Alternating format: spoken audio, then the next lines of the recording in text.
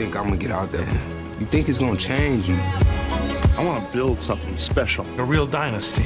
Far out, man. Leave the dynasties to me. Yo, what's up, Larry? Come on, Red. You afraid of competition? No, but you're no competitor. From here on out, we are playing to win. Good. How you doing? I gotta start with you, Tracy, Les, because I mean the story of Jack McKinney. I'm a LA import, so you know, for me, I thought the Lakers have always been this dynasty, and you go back and look at all the greats from the past, and you think that they've always been this winning team. But to see what this coach almost was for the Lakers, and later to be coach of the year later, like how important was it for you to tell this forgotten hero story, so to speak? Well, it became important for me because, I mean, I didn't know it. I didn't know the story. And I remember the Lakers. I was a teenager when the Showtime Lakers began, but I didn't remember the story of Jack McKinney. And I didn't know it until I read these scripts, until I read the book.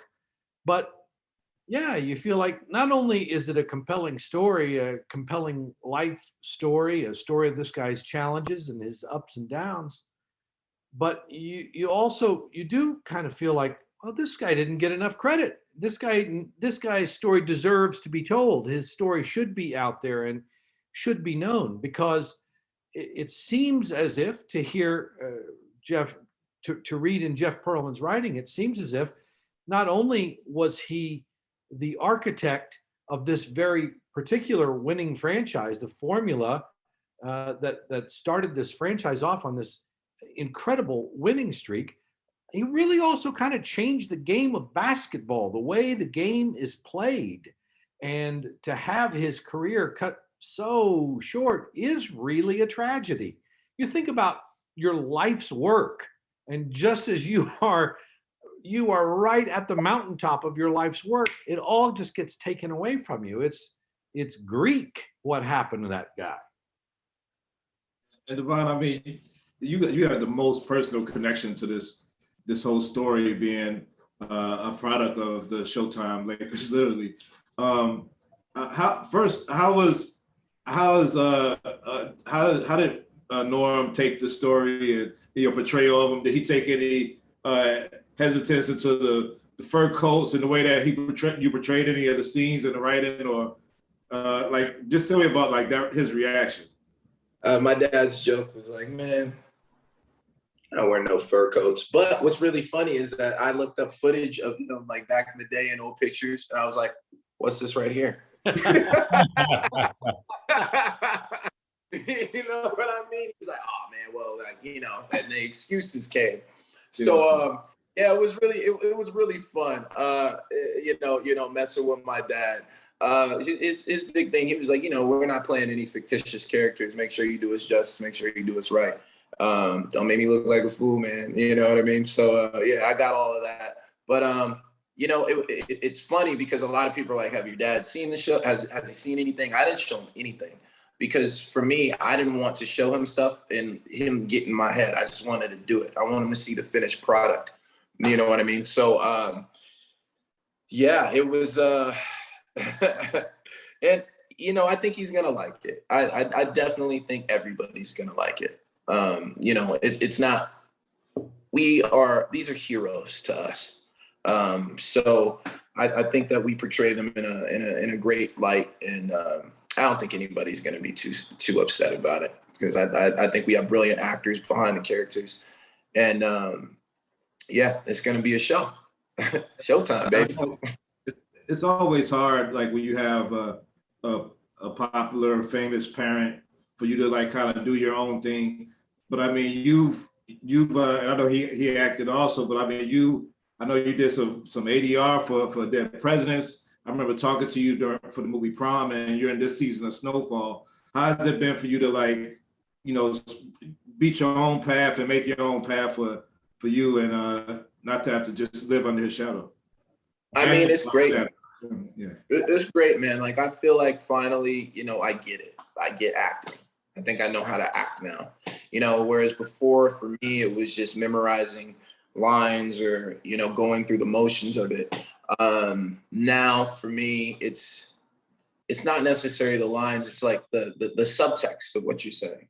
So, you know, and it's the give and take in a scene. You know what I mean? You can be prepared with your dialogue. For me, I just have to know the lines kind of like the back of my hand so I can play along with the dialogue and I can see what the other actor is going to bring. And that's when you can really start having fun. At least for me, that's kind of my process. I've always had a photographic memory. So to memorize lines for me isn't anything, but it's the other part. It's like, what are we really saying? What are we really trying to convey to the audience here? So my whole journey, you know, as when I was younger, you know, I was just, you know, everybody remembers me as a cute kid in The Bodyguard. You know, I didn't really know how to act. You know, Whitney just thought I was a cutie and, you know, hired me for the movie. But as I've gotten older and, you know, roles like Snowfall that come out after this, you know, I like playing characters that are completely anomalous to my personality. I want to step outside of myself and do something different, whether it's like have a tattoo here, whether it's like shave my head bald. I always want to change and conform, you know, and I think that's what keeps the best actors and the greatest actors alive. And that's why they have longevity in their careers. And that's what I attain to get to. So I think I'm on a good path, and HBO was definitely a really good, a good way to get to where I want to get, like these two that we're talking to right now, who I admire so much, by the way. I can't stop saying that. Jason, with you and John C. Reilly, I know Mike Epps appears in this. There's so many like comedic actors and stuff that you would think that this is a comedy. It has comedic moments, but how does it feel like have this cast of characters and bring off this story that's not a comedy, but I mean, it feels so authentic. You all feel like who the characters you guys are playing. Oh, thanks, man. Yeah, well, the tone that I've always liked the best has all the stuff. You know, I think life is funny. I've always felt like comedy is a really good way to wear down the defenses of an audience in order to get at some real dramatic themes. It's just a great tool.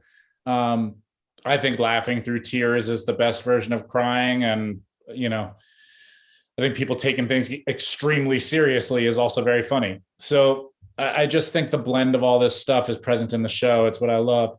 The other thing that I wanted to do personally,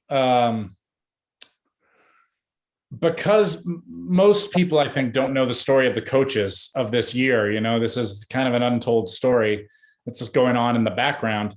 You don't know that Westhead is going to have to kind of assume the mantle of head coach when McKinney goes down. So what I wanted to do in episodes 4 and 5, when I'm just kind of bopping around, is to kind of lure the audience into thinking, oh, fun, Segel's going to be comic relief. So that then when McKinney goes down and Westhead becomes coach, hopefully as an audience, I have been so kind of like bumbling about that you feel like, oh no, this is going to go horribly. That was my hope in the kind of construction of it.